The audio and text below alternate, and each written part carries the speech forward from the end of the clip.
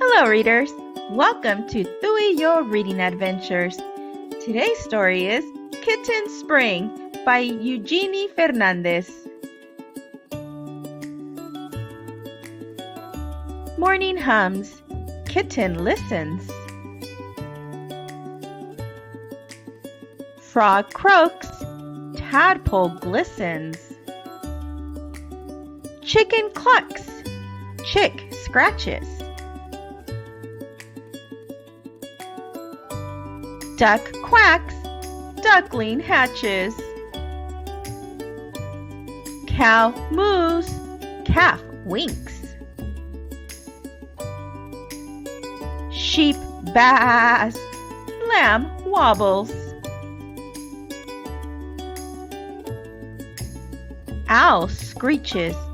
Owlet gobbles. Evening whispers. Moonlight beams. Door opens. Kitten dreams. The end.